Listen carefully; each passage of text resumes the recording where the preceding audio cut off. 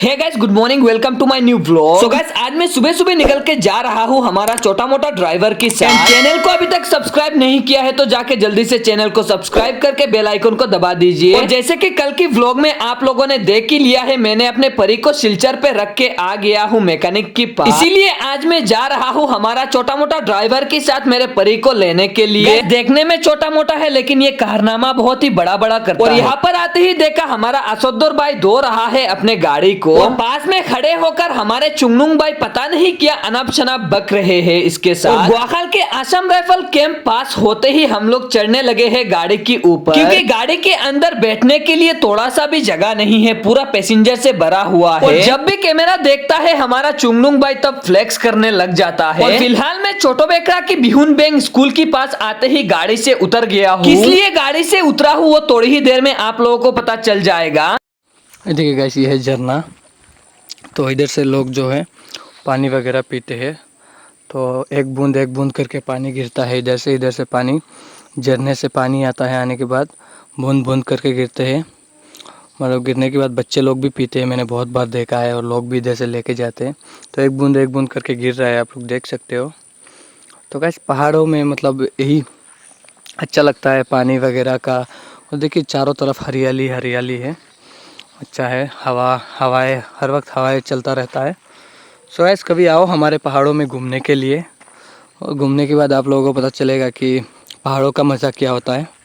और फिर कुछ देर वेट करने के बाद पापा जी आ गए हैं बाइक लेकर। फिलहाल मैं जा रहा हूँ पापा जी के साथ बाइक से जिरीबाम तक। और जिरीबाम में कुछ काम वगैरह है, वो खत्म करने के बाद मैं जाऊंगा सिलचर के लिए। बहुत सालों की बाद पापा जी के साथ बैठा हूँ बाइक पर। और अपने पापा जी के साथ बाइक पर बैठने के बाद वो फीलिंग जो होता है ना गाइस, वो अलग ही लेवल का फीलिंग होता है। सच में गाइस, दुनिया में अगर पापा नहीं है ना तो सर से छत हट जाता है। That's why I am saying everybody please respect your father and mother. Be care them because when they will die anyone not care you। और कुछ देर बाइक चलाने के बाद मैं और पापा जी आकर पहुंच चुके हैं जिरीबाम पर। और फिर जिरीबाम का काम खत्म करने के बाद पापा जी ने मुझे लाकर ड्रॉप कर दिया है जिरीघाट तक। और जिरीघाट पर आते ही मैं चढ़ गया हूँ बस पे सिलचर जाने के लिए। और फिर कुछ देर वेट करने के बाद फाइनली जिरीघाट से गाड़ी छोड़ दिया है सिलचर जाने के लिए। और फिर से जुजाम के पास आते ही लग गया जाम। फिर मैं बस से उतर के आके देखा तो यहाँ पर बहुत ही ज्यादा तगड़ा जाम लगा हुआ है। और ये जाम वगैरह सिर्फ ये बड़े ट्रकों की वजह से ही लगता है। पता नहीं गाइस कब तक ये रोड साइड की ट्रक जो बंद पड़ा हुआ है कब तक ये क्लियर होगा, ऊपर वाला ही जाने। फाइनली कुछ देर की बाद, कुछ देर नहीं बहुत देर की बाद ये जाम क्लियर हुआ है। और अभी हम लोग फिलहाल जा रहे हैं। और अभी टाइम हो रहा है 1:22। और मैं बस पे चढ़ा था लगभग 11 या 11:30 को। और इतना देर की बाद मैं आकर पहुंच गया हूँ सिलचर पर, लेकिन अभी तक बस से उतरा नहीं हूँ। बस से उतरते ही एक हेलीकॉप्टर पकड़ के आ गया कैपिटल पर। फिर कैपिटल आते ही और एक हेलीकॉप्टर पकड़ के जा रहा हूँ काटल पॉइंट की तरफ। और फिर कुछ देर हेलीकॉप्टर की सवारी करने के बाद मैं आकर पहुंच चुका हूँ रंगीर खाड़ी पर। एंड फाइनली हेलीकॉप्टर से उतरने के बाद मैं जा रहा हूँ गैरेज की तरफ, जहाँ पर मैंने गाड़ी रख के गया था कल। और गैरेज के पास आते ही देखा परी को अच्छे से ठीक करके रख दिया है मैकेनिक अंकल ने। और गाड़ी का जो भी पेमेंट वगैरह हुआ था वो पेमेंट करने के बाद मैं गाड़ी लेकर जा रहा हूँ फिर से मेरे घर के लिए। एंड फाइनली गाइस, मैंने मेरे व्लॉगिंग की कैमरामैन के लिए एक असिस्टेंट सिलेक्ट कर ही लिया और वो है मेरे माँ की पागल बेटी यानी कि मेरी बहन। और मेरी बहन को सिलेक्ट इसलिए किया है क्योंकि इसको